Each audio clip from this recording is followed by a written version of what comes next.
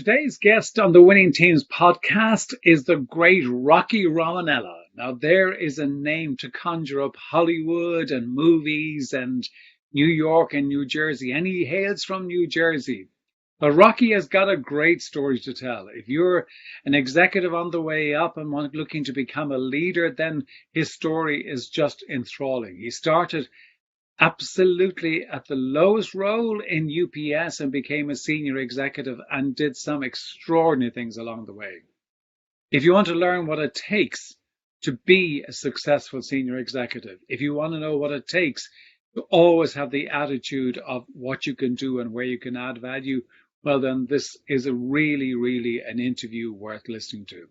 He's had a fantastic career. What Rocky shows us is how to be a really effective leader, how to make the progression through the ranks to become a very senior executive, and how to live a life that is of value and contribution to your people, to your team, to your family, and all around you. So it's really worth a listen to and to really hear the words of wisdom that trips from Rocky Romanella. If you want more information and more goodies, then go over to my website, www.johnmurphyinternational.com. There's plenty there for you. But in the meantime, sit back and enjoy Rocky.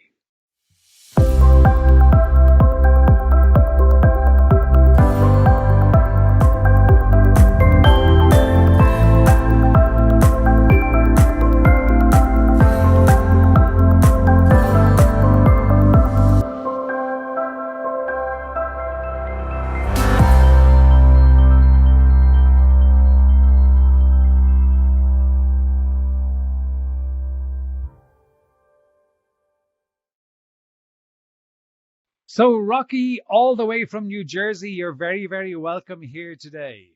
Well, thank you for having me. Now, listen, this is great. I mean, I said you're the founder and CEO of 360 Management Services, but that really does not tell the story. You have had a long and successful career in your progression through UPS, and you might just kind of fill us in a little bit on that.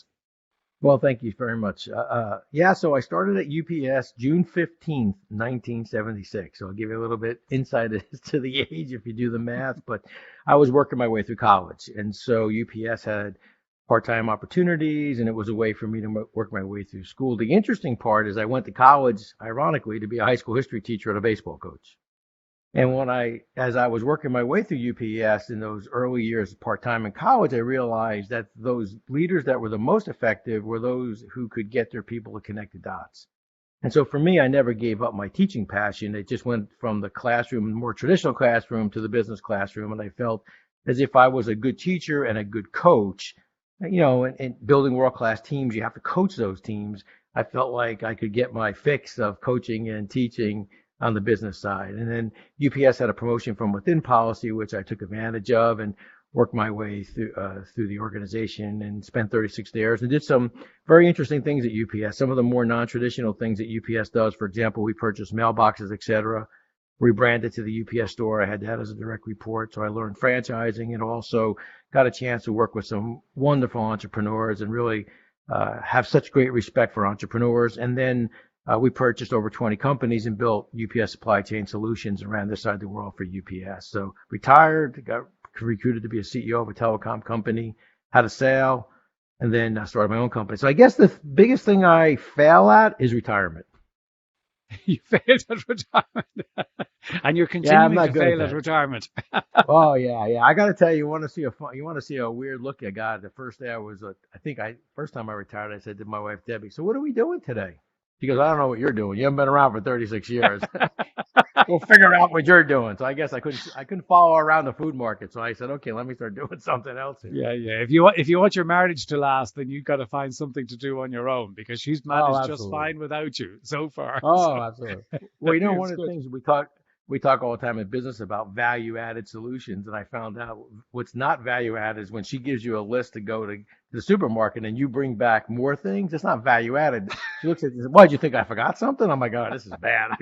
I gotta find something quick here." Yeah, hard to get that bit right. But if you look back on that, I mean, I said you kind of glossed over your career to a large extent in UPS. You said you did some amazing things there and kind of started very much on the ground floor. But if you look back on that, to go back to that 18-year-old that was starting out in UPS, what advice, assuming that the 18-year-old would listen, but what advice would you give to that your 18-year-old self now? Well, interestingly enough, the advice I received when I first started at UPS from my dad stuck with me throughout my career and my life today. And the two things he told me, he said the first thing was, whatever they ask you to do, say yes and thank you, and then learn your job and learn some more. And so that always stuck with me. And what I learned through that process was there were times throughout when UPS would tap me on the shoulder and say, hey, we've got this new responsibility for you. We've had this move for you. And I may have not have been felt ready, or maybe my confidence wasn't there. But I always heard my dad over my shoulder saying yes and thank you. So I'd say, yeah, okay, if you think I'm the right person. But what I learned from a leadership perspective was there are times when you have to believe in your people until they're ready to believe in themselves.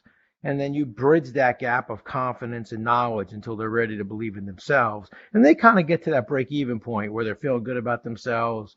And then that's when you step back as a leader and you let them fly, right? That's when you go from probably the person managing them and helping them to the cheerleader. You got this, keep up the good work. And so that was a lesson I learned. The advice, it's interesting. I get asked that question a lot now. I spend time at colleges and with seniors in high school, for example. And I always tell them, knowing what I know today, think of that word you want someone to use to describe you at the end of your career, whatever that word is. And, they'll give you some great adjectives. Some will say rich, some will say aggressive, energetic. For me, my word was thoughtful. I wanted to be considered a thoughtful leader. But if that's whatever word you pick as an 18-year-old going into the business world, if that's the word that you want on your tombstone at the end, then you really spend the rest of your career building that mosaic. So for me, thoughtful was, I thought through the consequences. I thought through how my decisions have impacted not only our customers, but our people and our shareowners and stakeholders. So I wanted to be considered a thoughtful leader. And so I tell people all the time, think of that word you want someone to use to describe you at the end, and then you build that mosaic throughout your career. It's sort of your brand, I guess. That's your brand identity. But it's also, it's also very much about values, isn't it? Because what you're talking about there, thoughtful or whatever word you pick is really about, what you value and how you perceive it. And I know that, you've written a book called Tighten the Lug Nuts, which I want to come back to because I love the title. But I know that values are hugely important to you. And I'm just wondering, how do you kind of inculcate those values into your leadership and pass it on to others? Well, I think it starts with this inventory that you do of yourself, and I think you do it personally and companies should do it as well. And that's that you have to answer three key questions. The first question is, who am I? And the second question is, who am I? What do I stand for? And then what are the things I won't compromise? So who am I? What do I stand for? And what are the things I won't compromise? Now, if you think about it, take a company, for example, companies can articulate that all the time. Who are we? What do we stand for? It's number three that's always the one that gets you in a little bit of trouble, right? So if you think about companies that are in the news that got themselves in trouble, I'm sure if you and I were walking around the cafeteria, we'd see, value, mission statements. Who are we? What do we stand for? It's number three that gets people in trouble. It's the same as you as an individual. Who are you? What do you stand for? What won't you compromise? And you will get challenged on number three. What won't you compromise? And I think that's what's so important, because everything you do speaks. Your values, you walk your talk when you're walking around. People see you and they understand who you are. That's your brand. And the minute you break your brand promise, it's so hard to get that, so hard to rebuild that brand promise. It may take you years to get back from that one mistake that you make. And so I think that's the key, is who are you, what do you stand for, and what are the things you won't compromise through your journey as a leader. And certainly companies need to be able to articulate that to their people and be able to, kind of demonstrate it through their actions.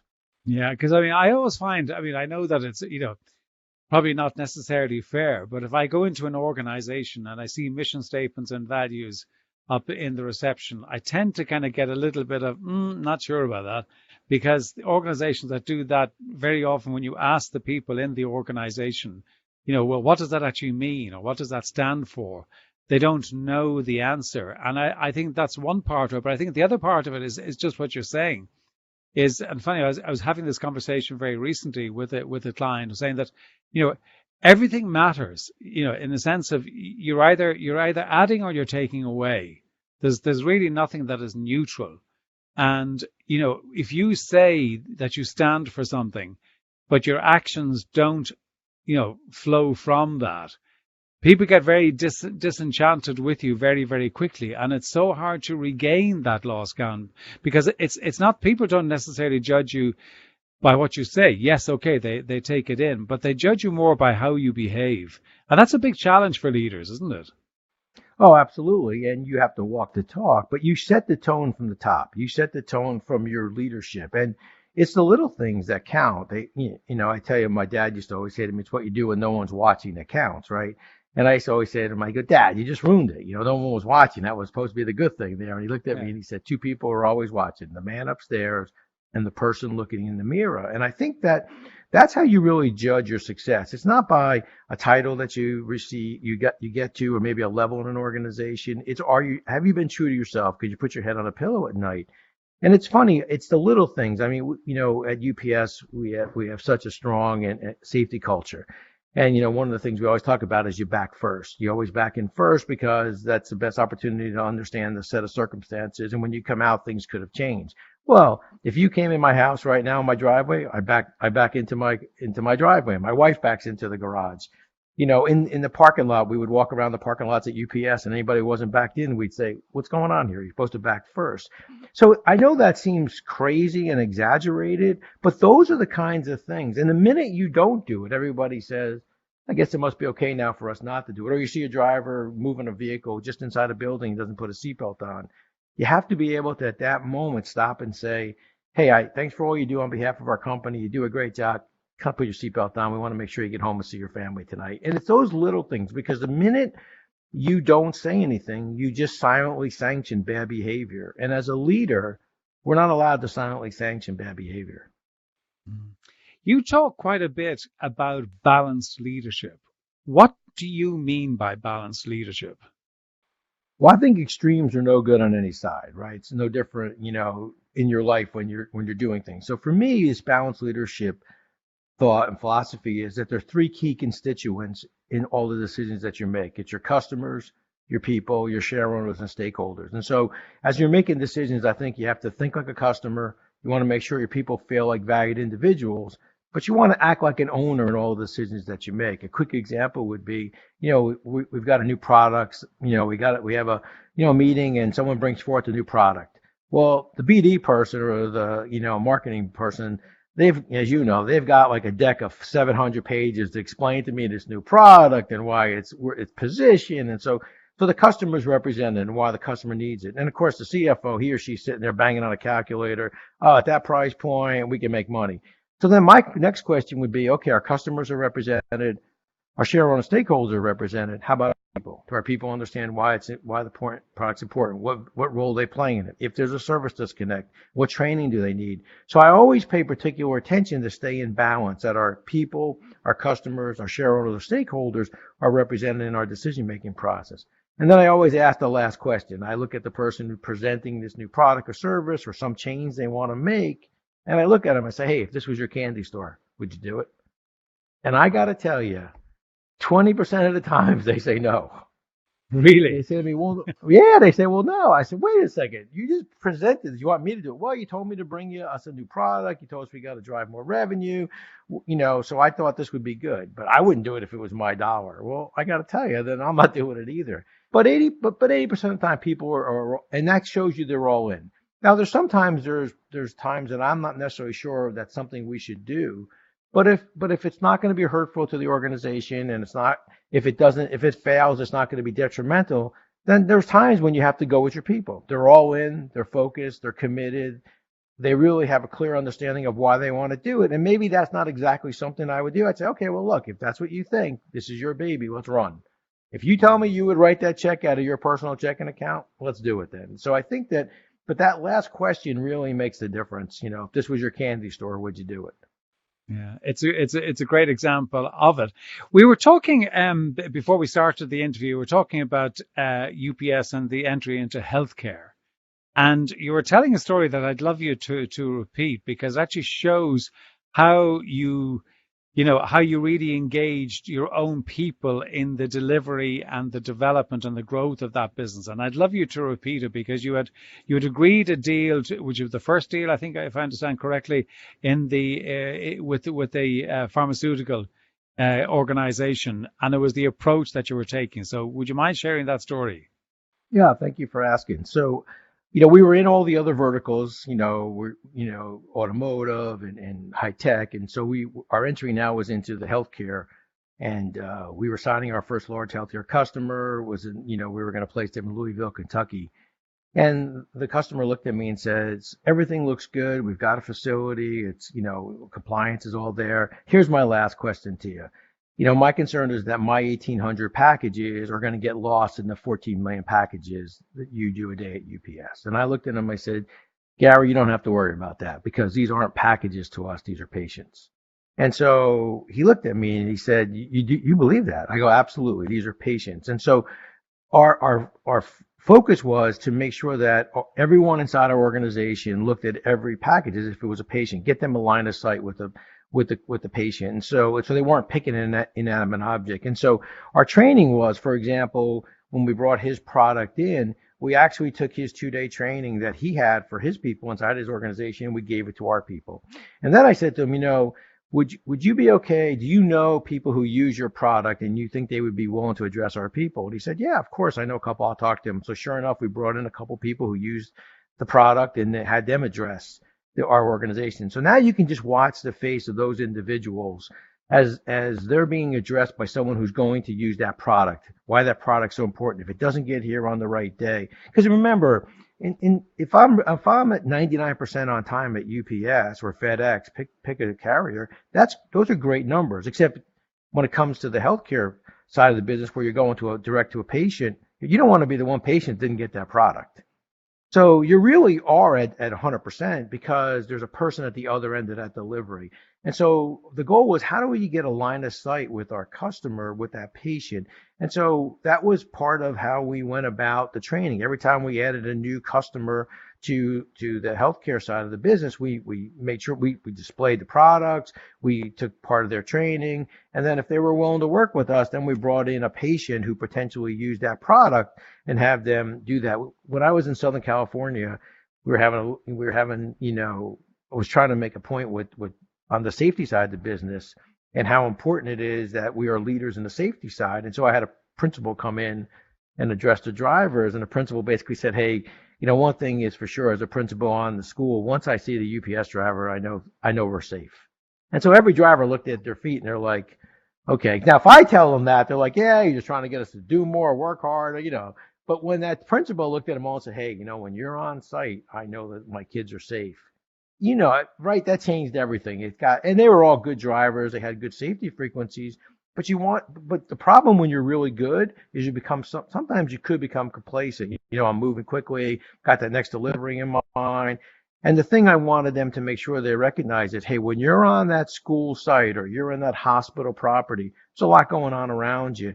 You really got to be laser focused on, what's going on around you. But so I always feel like if you can get that line of sight with the customer, actually bringing a customer or having that customer talk, I think it goes such a long way. But that was our healthcare. And today it's the flagship of UPS supply chain is the healthcare side of the business. And they still do those things in every building you go in. It says, there's the mantra, these aren't packages, these are patients. And it's in every language, in every country we're in.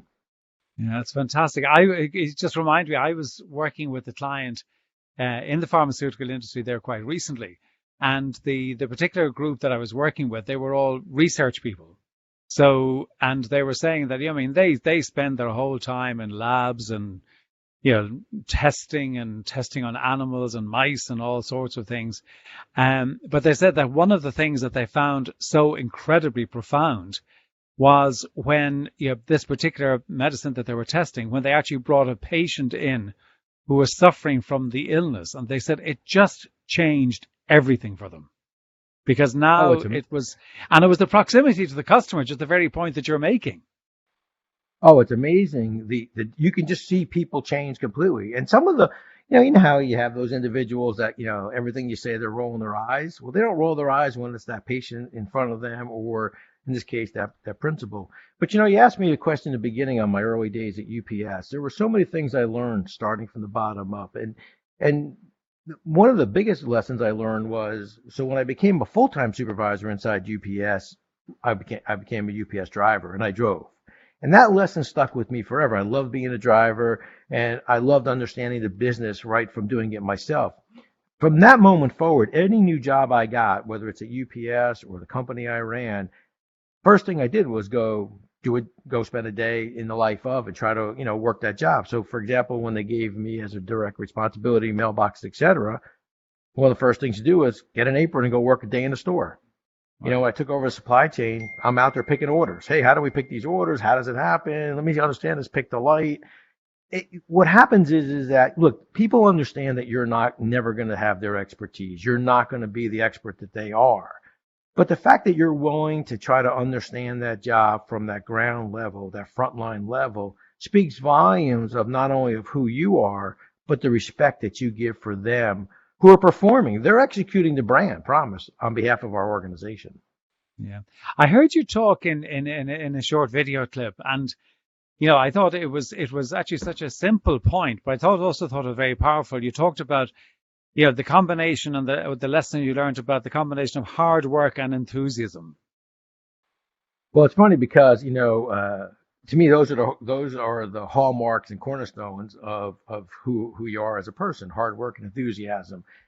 Hard work without enthusiasm is just that, hard work gets old. And so you have to be enthusiastic. You have to, kind of, be that self-starter, self-motivated person, but you got to have fun at what you're doing. And look, let's face it, not every day is a great day. You're going to have your rough days. And people always say to me, I stayed at UPS for 36 years. Well, I didn't agree with everything that happened at UPS. I didn't disagree enough to leave. And so I think that you generate that enthusiasm yourself, and then as the leader, part of your responsibility is to kind of create that enthusiasm inside the organization. World-class teams find ways to not only work well together, but have fun as they're doing it. And so I think that that's part of what you do as a leader, is set the tone and drive that. If I'm having fun doing my job, well, then everyone else seems to feed off of that. But if I'm that miserable person, oh, look, we've all worked for that individual who, how about when you're sitting in a meeting and they say something to you like, oh, you don't know how tough I got it. You know how tough my job is. Really? I mean, you got a pretty good job there. They're paying you some pretty good money. By the way, you volunteered for that job. You were excited when you took it. So no one wants to hear what your issues are. So part of what you do as the leader is drive that enthusiasm. Yeah, I think also that, the work that you do, the work that I do, in organizations is about, helping teams to become high performing teams. And certainly I agree with you, kind of hard work and enthusiasm is part of that. But also the other side of that is that, operating within a high performing team, and let's be truthful, they're few and far between in many, many ways, a true highly performing team. But while they're a great experience if you're working in them, they're also challenging, because one of the clear traits of a high performing team is the fact that people hold each other accountable, and that mutual accountability can be demanding, because it's demanding of a high level of service and deliverability. And I don't know how often you've worked in high performing teams, but they are fantastic, but they are challenging, aren't they? Oh, absolutely. And if you think about it, true empowerment when people discipline themselves. So if you think about it from that perspective, they're more upset that they let you down or let the team down. So they place high accountability on themselves, and they place high accountability on each other because of the performance. They're disciplining themselves. And some people struggle with that. And so that's some of the difficulties in building these high performance teams, because what ends up happening is their peers hold them more accountable than you hold them accountable sometimes. And that's a difficult position to be in. And if you're not used to it, or you don't know how to handle it as one of the team members, it really becomes somewhat of an issue, because, as we said, true empowerment when people discipline themselves, and those high performance teams hold themselves and each other accountable to a very high level. Yeah. And I think the flip of that is that in the high performing team, that, people are also feel ownership in the development of each other. So they actually feel that they're actually part of growing and developing each other, which is really, really powerful. You coined a term, the tighten the lug nuts, and you've written a book about it. You might just explain exactly what you mean by that and what is the story that is in Joe Scafoni, isn't that correct? Was your Yeah, Joe character in the book? Scafone. Joe Yeah, that's Scafone. my guy, Joe Um, Scafone. so maybe So, tell the story of what you mean by tighten the lug nuts and what the message is there. so, there's a story, there's a chapter devoted to how we came up with it. But in the short kind of example is that, when the lug nuts are loose, they're important. But when you don't tighten them and the wheels fall off, they become urgent. And in life, we can only handle so many urgent things. So don't allow important things like loose lug nuts when they're loose to become urgent, and then we get overwhelmed. And I think that's part of the problem. So I tell people all the time, tighten the lug nuts. You see them all the time. You get this email from a customer that asks you to follow up on something. You get distracted. Next thing you know, you've lost track of it, and now the customer 2 days later is calling and telling you, "Hey, if we don't get this fixed, I'm diverting."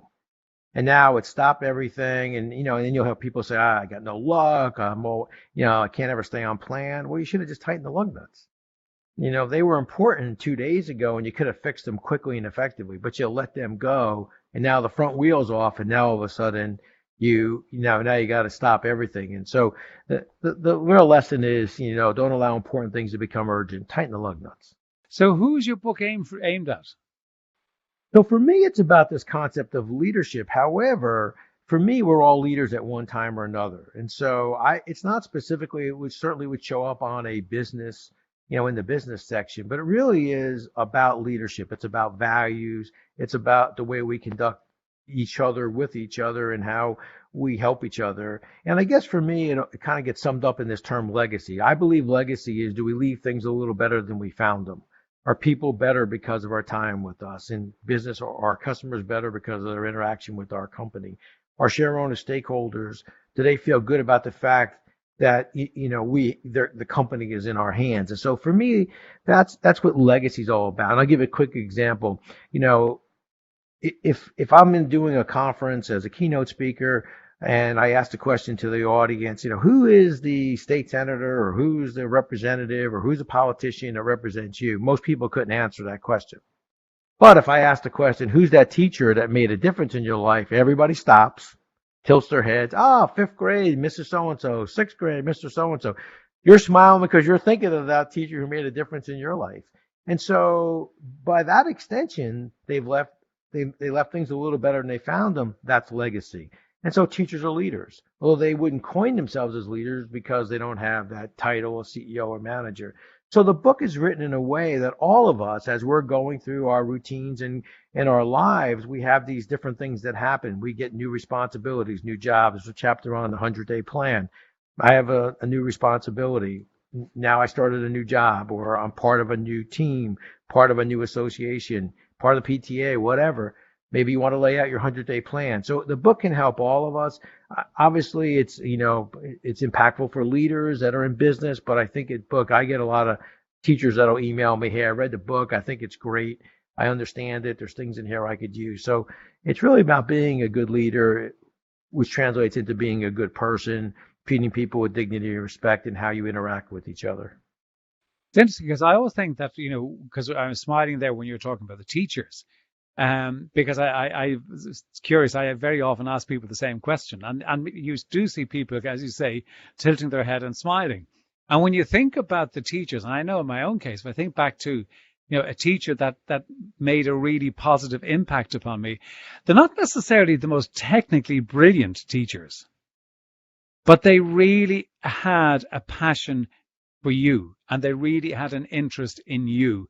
And they wanted to actually really share their knowledge, their expertise, whatever it might be, but it was done for you. And I always think that's so powerful when you think of it. Oh, absolutely. And you're better because of your time with them. So that's a Yes. legacy, right? The other thing is, people always ask me, well, I'm not really a leader because I'm an individual contributor. No, you're a leader as an individual contributor, because you may be that person that's the subject matter expert in an organization. No one reports to you, but you're the best at what you do. Everybody comes over to you at some time or another, asks you a question. You probably have more influence over people inside the organization than anyone ever realizes because of your style and the way you go about doing it. But you're a leader because you leave things a little better than you found them. And that's what's so important. That's what leadership is. It's that legacy of leaving things a little better than you found them. Yeah, and leadership doesn't come with the title of manager. No, You absolutely know, right. And I'll tell you what, I got the greatest title I've ever had in my whole life, Grandpa. Greatest title of compa- all time. So I love it. I love it. Yeah, I came across a great question recently about leadership, and I said it's not mine, so I'm not going to pretend that it is mine. But I just thought it was a great question, and it was to ask yourself: is it what is it about me that makes me a leader worth following? Oh, And that's a great question. and I think it's a great question to kind of ask and challenge yourself. And I think it is something that we all need to ask ourselves because so what is it about me that actually makes me worth following? Because, if you don't have followers, you ain't a leader, So Well, I think it's a great question. well, it's interesting when we would sit and people would bring in potential promotion candidates. I would ask three questions, and one was similar to that, but I'd ask the three questions. And the first one, I don't mean it to be rude a little bit, but it starts off with the first question is, you bring Rocky Romanella to the meeting, and I think we should promote Rocky. My first question well, if Rocky didn't come to work, would anybody notice? Now, most times people would say, yeah, of course they would. But every now and then you get that, well, no, not really. I think they would. It's like, all right. Second question is, what wouldn't happen? This is similar to the question you just asked. What wouldn't happen if Rocky wasn't here? Like, what's unique about Rocky? What's the difference that Rocky brings?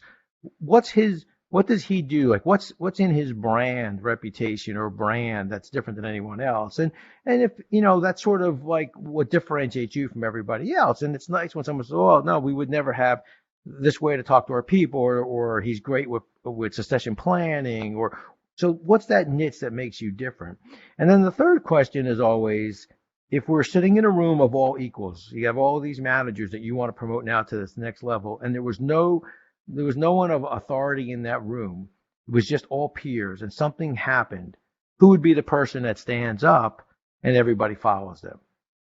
And if it's not that individual, then maybe they're not ready because you are the next level before you are the next level. You're that informal leader before you get tagged to be the actual leader. And so if he or she is one of those informal leaders, and yeah, people would stand up and they would follow him or her, then they're probably ready for that next level. I think sometimes what happens is we want more for people than they want for themselves, right? So we identify this individual, we think they're the right person to lead the team, for example.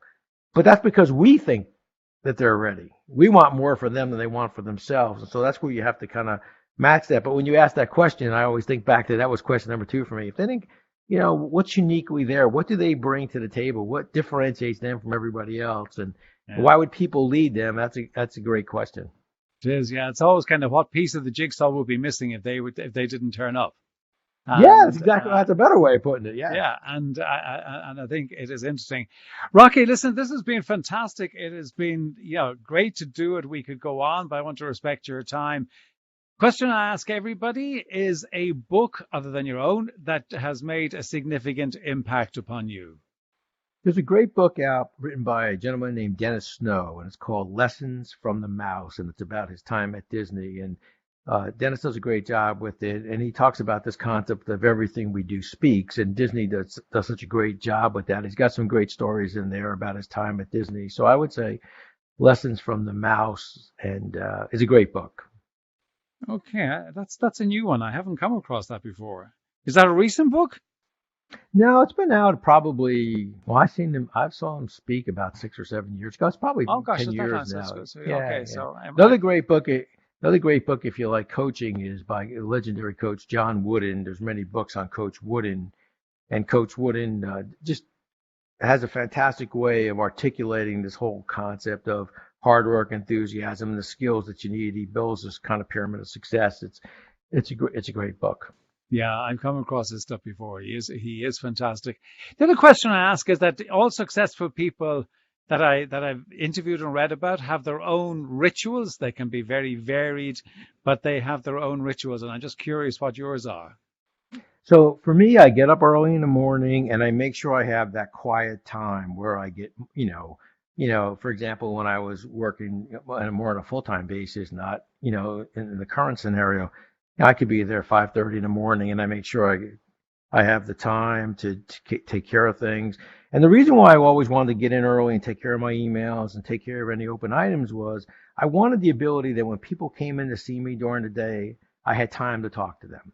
And I think what happens is, so I wanted to clear everything out and make sure that if you walked in at 9 o'clock and you wanted to have a quick cup of coffee or talk to me about something, I had the time to do it. I didn't say, well, I got tied up. I got to read my email. So for my routine is to get up early, square everything away, make sure I'm in a good place, and then just hit the ground running from that perspective. I love it. That's fantastic. Rocky, where can people get in touch with you and reach out and have a chat with you? Well, thank you for asking. So my website is www. It's the number 3 and the word 60, SIXTY, managementservices.com. It's very interactive. I answer all of the, contact me and some questions that come up. And also, you can email me at Rocky, ROCKY, Romanella, my last name, ROMANDELLA, at gmail.com. And the book is sold on Barnes and Noble, and Amazon does a great job fulfilling. I'm self-published, so Amazon does a great job on the self-publishing side. And I also sign books. People email. I didn't realize people love signed books. I didn't think anything of it. So people email me, can you sign some books? So we kind of worked that all out too. So if that's really a nice touch. So well, listen, I've that. no doubt that you'll get some requests from people from here listening to you to actually get more signed books and to have a chat with you. But listen, can I thank you for coming along today? It's been a real pleasure, a real joy, and I look forward, hopefully we can do it again. Well, it was an honor to be here. I love listening to your podcast. So for me to be on it was a thrill for me. So thank you very much for the opportunity to do this. We'll talk soon. Thank you, sir.